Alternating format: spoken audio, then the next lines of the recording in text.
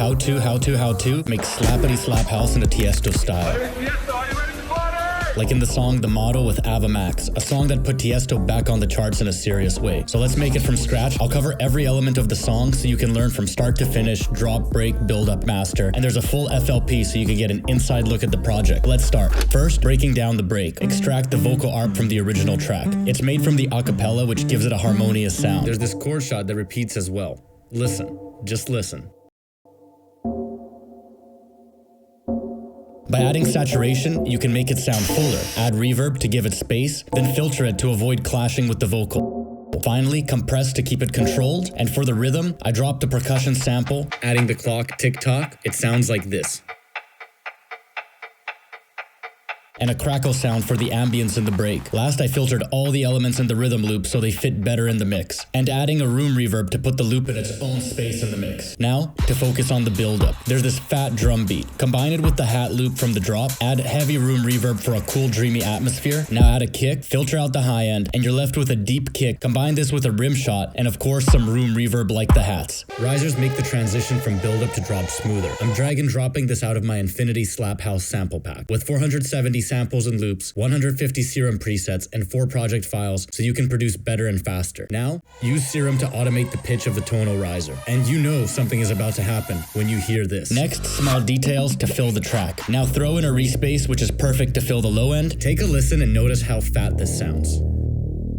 For processing, add saturation, equalize to remove higher frequencies so it functions as a bass, and add a dynamic EQ to clean up the track, removing muddy frequencies, with a limiter to catch the peaks. And that's the build-up. Let's do the drop drums and effects next. Tiesto evolved the drums and effects in a cool way. At first, only a kick and a clap, and then on the first beat, a short white noise shot to give it that impact. Think about this in 2 layers. First, the low-end kick, and of course the top high-end kick. That's what punches and cuts through the mix like a beast. I'm using hi-hats and downlifters out of my Slap House sample pack. For more progressing, you add hats and downlifters. Now an important note, link all the drums to a bus, with the exception of the kick, because the kick is king and can be treated separately. In the bus, do this. Give the drums some air, making them brighter by boosting the frequencies around 20 kHz. For harsh frequencies, reduce around 4 kHz, and others boost around 2 kHz just to keep them snappy. A bus compressor glues all the drum elements together. Use multi-band compressor to control the high end that might be overpowering at some points. Want warmer drums? Add warm tape saturation to remove that digital edge. BX refinement reduces more harsh frequencies. Heads up on this stock plugin as it can compete with the famous Soothe plugin. Now room reverb gives drums their own space. To clean up the drum, remove those low-end sub-frequencies. Don't let them fight with the kick and bass. Now, time for the bass. Let's get low. Quick lesson on bass. Bass consists of multiple layers, each with its own purpose. In Slap House, bass can be wider since it's one of the few elements in the drop. The first bass layer gives sub-frequencies to all the others.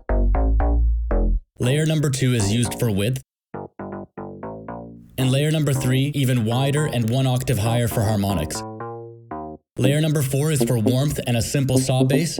Tiesto uses this a lot. Now 1 single bus to rule them all and process them as one. Add OTT to make the bass in your face. Saturation adds nice warm feeling. Multi-band compressor evens out the low end, and use a slow attack so the low end of the plucky bass still pops out. EQ reduces muddiness. This makes room for the vocals to hang out with the bass in the drop. My bass had too much attack, so use a compressor to reduce some of it, making it sound more like Tiesto's. Use Serum effects to add distortion to give it fullness. Chorus to make it wider, but still, it doesn't sound like Tiesto's. Why? Because you need to glue the layers with a compressor and a limiter to catch them peaks. But the vocals still sound harsh. No bueno. Because Tiesto didn't share stems with me, I had to extract vocals from the original track. So now, let's deal with that vocal harshness. Some annoying frequencies that sound harsh popped up. To remove them, first use a compressor to remove some of the peaks and clicks. This way the Gulf Foss plugin can do its magic and remove unwanted frequencies. Now use this tame knob to tame the frequencies even more. Great. But the vocals still sound too bright, so we reduce the brightness parameter to get them sounding right.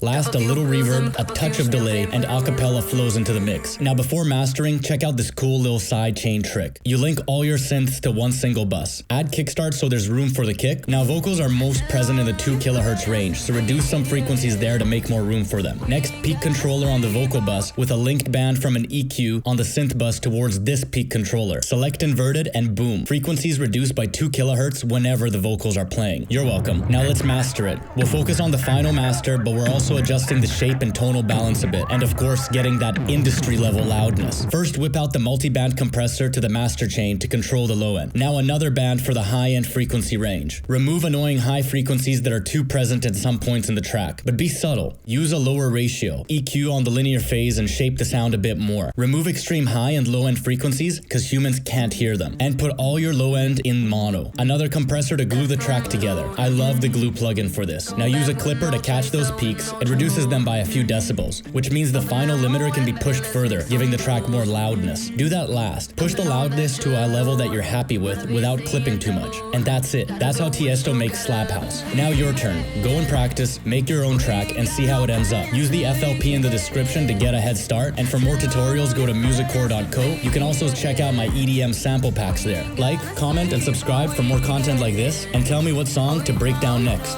Peace!